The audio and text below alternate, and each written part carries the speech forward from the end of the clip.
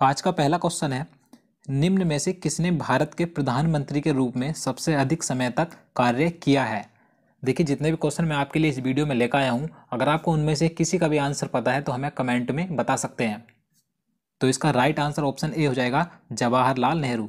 सबसे अधिक समय तक जो कार्य किया है प्रधानमंत्री के रूप में, आपको ध्यान रखना है, पंडित जवाहरलाल नेहरू ने किया है, कि भारत के प्रथम प्रधानमंत्री थे और ये लगातार 2 बार प्रधानमंत्री बने हैं। आपको ध्यान रखना है। और अगर हम बात करें सबसे कम कार्यकाल की, तो आपको ध्यान रखना है सबसे कम कार्यकाल अटल बिहारी वाजपेयी जी का रहा है। तो आपको ये सभी ध्यान रखना है। नेक्स्ट क्वेश्चन देखते हैं। क्वेश्चन नंबर 2 है, पुष्कर मेला कहाँ आयोजित किया जाता है। राइट आंसर ऑप्शन डी हो जाएगा, राजस्थान। आपको ध्यान रखना है, ये जो पुष्कर मेला है राजस्थान में लगता है और यह प्रत्येक वर्ष कार्तिक पूर्णिमा को लगता है और यहाँ पर हजारों लोग आते हैं और पुष्कर झील में आकर स्नान करते हैं। तो आपको ध्यान रखना है, यहाँ पर ये जो पुष्कर मेला लगता है, यहाँ पर कौन सी झील है, पुष्कर झील है। आपको ध्यान रखना है। नेक्स्ट क्वेश्चन देखते हैं। नूरजहां किस मुगल सम्राट की पत्नी थी। राइट आंसर ऑप्शन सी हो जाएगा, जहांगीर। आपको ध्यान रखना है, जहांगीर की पत्नी थी नूरजहां। देखिए, जो नूरजहां का मूल नाम था मेहरुनिसा था। विवाह के पश्चात जहांगीर ने इनको नूर महल और नूरजहां की उपाधि दी थी। तो आपको ध्यान रखना है। क्वेश्चन नंबर 4 है, प्लासी का युद्ध किस वर्ष लड़ा गया था। राइट आंसर ऑप्शन सी हो जाएगा, 1757 ईस्वी को। आपको ध्यान रखना है, ये क्वेश्चन कई बार एग्जाम में पूछा जाता है, तो मैं आपको इसके बारे में और पॉइंट बता देता हूँ। देखिए, ये युद्ध बंगाल के नवाब सिराजुद्दौला और अंग्रेजों के बीच लड़ा गया था। इस युद्ध में अंग्रेजी सेना का नेतृत्व रॉबर्ट क्लाइव ने किया था। आपको ध्यान रखना है। और देखिए, बंगाल का नवाब सिराजुद्दौला इस युद्ध में हार गया था, क्योंकि इसकी जो हार का कारण था, इसका सेनापति था। इसका जो सेनापति था मीर जाफर, उसने सिराजुद्दौला को धोखा दिया था, क्योंकि वह अंग्रेजों से मिल गया था। अंग्रेजों ने इसे लालच दिया था कि हम तुझे बंगाल का नवाब बना देंगे। इसी कारण से मीर जाफर ने सिराजुद्दौला को धोखा दिया और सिराजुद्दौला इस युद्ध में हार गया। तो अगला जो नवाब बनाया गया था बंगाल का, मीर जाफर को बनाया गया था। तो आप समझ गए होंगे। तो चलिए नेक्स्ट क्वेश्चन देखते हैं। क्वेश्चन नंबर 5 है, राष्ट्रीय मानवाधिकार आयोग का मुख्यालय कहाँ स्थित है। राइट आंसर ऑप्शन डी हो जाएगा, दिल्ली। आपको ध्यान रखना है, इसका मुख्यालय दिल्ली में स्थित है। और अगर हम बात करें वर्तमान में इसके अध्यक्ष की, तो आपको ध्यान रखना है, इसके अध्यक्ष इस समय पर HL दत्तू हैं। आप इसे चेक कर लीजिए, शायद आप किसी और समय पर इस वीडियो को देख रहे हो तो उस समय इसके अध्यक्ष चेंज हो जाएं, तो आप इसे चेक कर लीजिएगा। तो चलिए नेक्स्ट क्वेश्चन देखते हैं। गाय किस देश की राष्ट्रीय पशु है। राइट आंसर ऑप्शन ए हो जाएगा, नेपाल। आपको ध्यान रखना है, जो काऊ है यानी कि गाय, ये नेपाल देश की राष्ट्रीय पशु है। नेक्स्ट क्वेश्चन देखते हैं। मायोपिया आंखों का दोष है, इसे क्या कहा जाता है। राइट आंसर ऑप्शन बी हो जाएगा, निकट दृष्टि दोष। मैं आपको पहले भी इस क्वेश्चन के बारे में बता चुका हूं। आपको ध्यान रखना है, निकट दृष्टि दोष को मायोपिया भी बोला जाता है। नेक्स्ट क्वेश्चन देखते हैं। क्वेश्चन नंबर 8 है, भारत और पाकिस्तान के बीच कौन सी रेखा है। राइट आंसर ऑप्शन बी हो जाएगा, रेड क्लिफ रेखा। आपको ध्यान रखना है। देखिए, इस रेखा का निर्धारण 1947 में सर साइरिल रेड क्लिफ के द्वारा किया गया था, इसीलिए इसका नाम रेड क्लिफ रेखा रखा गया था। और अगर हम बात करें डूरंड रेखा की, ये पाकिस्तान और अफगानिस्तान के बीच है। आपको ध्यान रखना है। और जो मैक-मोहन रेखा है, ये भारत और चीन के बीच है। तो आपको ये तीनों ध्यान रखनी है, कई बार एग्जाम में पूछ ली जाती हैं। भारतीय संविधान के किस अनुच्छेद में धन विधेयक को परिभाषित किया गया है।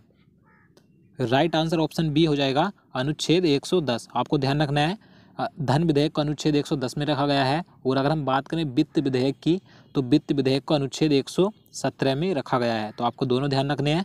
नेक्स्ट क्वेश्चन देखते हैं।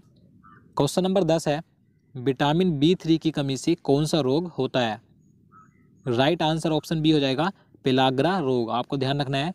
और इसका रासायनिक नाम निकोटीनिक अम्ल होता है। आपको ये भी ध्यान रखना है। और देखिए, जितने भी विटामिन हैं उनके रासायनिक नाम और उनकी कमी से होने वाले रोग अगर आपको देखने हैं, तो मैं इस वीडियो के डिस्क्रिप्शन में नीचे लिंक दे दूंगा, आप वहां से उस वीडियो को देख सकते हैं। ये विटामिन का जो टॉपिक है काफ़ी महत्वपूर्ण है, क्योंकि एग्जाम में क्वेश्चन यहाँ से देखने को मिलते हैं। तो आप उस वीडियो को जरूर देखिएगा। चलिए नेक्स्ट क्वेश्चन देखते हैं। विश्व की सबसे लंबी पर्वत श्रेणी कौन सी है। राइट आंसर ऑप्शन सी हो जाएगा, एंडीज पर्वत श्रेणी। ये विश्व की सबसे लंबी पर्वत श्रृंखला है। आपको ध्यान रखना है। और देखिए, इसकी जो लंबाई है लगभग 7000 किलोमीटर इस श्रेणी की, पर्वत श्रेणी की लंबाई है। और देखिए इस पर्वत श्रृंखला में एक मरुस्थल भी स्थित है जिसका नाम अटकामा मरुस्थल है, ये चिली देश में पड़ता है। और देखिए आपको यहाँ से एक पॉइंट और ध्यान रखना है, इस पर्वत श्रेणी से एक नदी निकलती है जिसका नाम अमेजन नदी है। तो आपको ये सभी पॉइंट ध्यान रखने हैं। नेक्स्ट क्वेश्चन देखते हैं। क्वेश्चन नंबर 12 है, संतोष ट्रॉफी किस खेल से संबंधित है? राइट आंसर ऑप्शन डी हो जाएगा फुटबॉल। आप सभी को पता होगा, काफ़ी आसान क्वेश्चन है। और देखिए फुटबॉल में कितने खिलाड़ी होते हैं? 11 खिलाड़ी होते हैं, आप सभी को पता भी होगा। नेक्स्ट क्वेश्चन देखते हैं। हृदय की बीमारी को किसके द्वारा पहचाना जाता है? राइट आंसर ऑप्शन ए हो जाएगा ECG। इसका पूरा नाम इलेक्ट्रोकार्डियोग्राम होता है, आपको ध्यान रखना है। इसका प्रयोग हृदय की बीमारी को पहचानने के लिए किया जाता है। नेक्स्ट क्वेश्चन देखते हैं। मस्तिष्क की बीमारी को किसके द्वारा पहचाना जाता है? सही आंसर ऑप्शन सी हो जाएगा EEG।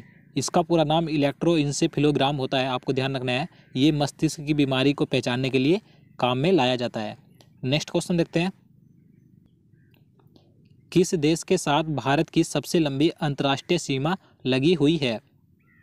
सही आंसर ऑप्शन डी हो जाएगा बांग्लादेश। आपको ध्यान रखना है, बांग्लादेश देश के साथ भारत की सबसे लंबी अंतर्राष्ट्रीय सीमा लगी हुई है। इसकी लंबाई लगभग 4096 किलोमीटर है, आपको ध्यान रखना है। और अगर हम बात करें सबसे कम सीमा की किस देश के साथ है, तो आपको ध्यान रखना है अफगानिस्तान। इसकी लंबाई लगभग 106 किलोमीटर है, आपको ये भी ध्यान रखना है। नेक्स्ट क्वेश्चन देखते हैं। क्वेश्चन नंबर 16 है, पाक जल संधि किन दो देशों के बीच है? सही आंसर ऑप्शन सी हो जाएगा भारत और श्रीलंका। देखिए कुछ लोग इसका आंसर गलत लगा देते हैं, भारत और पाकिस्तान लगा देते हैं यहाँ पर पाक जल संधि देखकर, लेकिन आपको ध्यान रखना है भारत और श्रीलंका के बीच है। और देखिए आपको यहाँ से एक पॉइंट और ध्यान रखना है, अगर आपसे एग्जाम में यहाँ पर पाक जल संधि ना देकर पाक जल डमरू मध्य दे दे तो आपको इसमें कन्फ्यूज नहीं होना है, क्योंकि जल संधि को ही जल डमरू मध्य कहा जाता है। चलिए नेक्स्ट क्वेश्चन देखते हैं। क्वेश्चन नंबर यहाँ पर 18 है, यहाँ पर लिखने में मिस्टेक हो गया, यहाँ पर 17 होता। पनामा नहर निम्नलिखित में से किन दो महासागरों को जोड़ती है?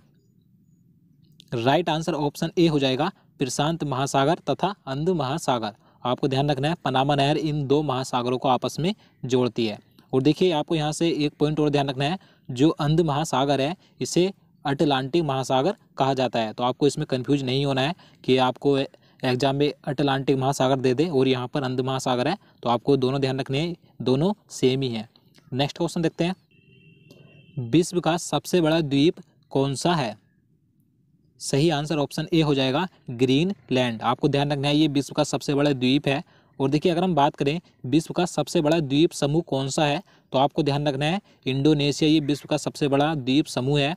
तो आपको ये दोनों ध्यान रखने हैं। नेक्स्ट क्वेश्चन देखते हैं। क्वेश्चन नंबर 20 है, विश्व का सबसे बड़ा कॉफी उत्पादक देश कौन सा है? सही आंसर ऑप्शन डी हो जाएगा ब्राजील। ये विश्व का सबसे बड़ा कॉफी उत्पादक देश है, आपको ध्यान रखना है। चलिए अगला क्वेश्चन देखते हैं। अंतर्राष्ट्रीय तिथि किस महासागर के बीच से होकर गुजरती है? सही आंसर ऑप्शन डी हो जाएगा प्रशांत महासागर। प्रशांत महासागर से होकर गुजरती है अंतर्राष्ट्रीय तिथि रेखा। देखिए 180 देशांतर काल्पनिक रेखा को ही अंतर्राष्ट्रीय तिथि रेखा कहा जाता है, आपको ये ध्यान रखना है। अगला क्वेश्चन देखते हैं। कालाहारी मरुस्थल किस देश में स्थित है?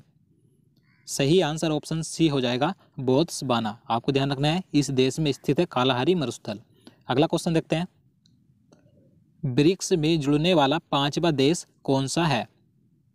राइट आंसर ऑप्शन सी हो जाएगा दक्षिण अफ्रीका। आपको ध्यान रखना है, ये 5वां देश था ब्रिक्स में जुड़ने वाला। देखिए इससे पहले ब्रिक्स ब्रिक के नाम से जाना जाता था, यानी कि इसमें 4 देश शामिल थे। जब 5वां देश जुड़ा दक्षिण अफ्रीका तो 5 देश हो गए। तो आपको ध्यान रखना है इसमें 5 देश कौन से हैं। यहाँ पर बी से है ब्राज़ील, आर से है रसिया यानी कि रूस, और यहाँ पर आई से है इंडिया, सी से है चाइना, और एस से है यहाँ पर 5वां देश दक्षिण अफ्रीका।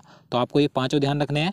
और देखिए 2018 में इसका 10वां सम्मेलन हुआ है दक्षिण अफ्रीका के जोहान्सबर्ग में, आपको ध्यान रखना है। नेक्स्ट क्वेश्चन देखते हैं। क्वेश्चन नंबर 24 है, पृथ्वी के सबसे आंतरिक परत को क्या कहा जाता है? राइट आंसर ऑप्शन बी हो जाएगा कोर, यानी कि पृथ्वी की सबसे आंतरिक यानी कि सबसे नीचे की जो परत होती है उसे कोर कहा जाता है। और देखिए आपको ध्यान रखना है, जो पृथ्वी की क्रस्ट परत होती है ये सबसे ऊपरी परत होती है, और जो मेंटल होती है ये मध्यवर्ती यानी कि बीच की परत होती है। तो आपको तीनों ध्यान रखने हैं, क्रस्ट सबसे ऊपरी, और मध्य की जो परत होती है मेंटल होती है, वो सबसे नीचे की परत को कोर कहा जाता है।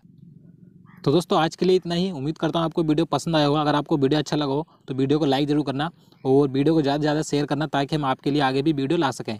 तो चलिए मिलते हैं।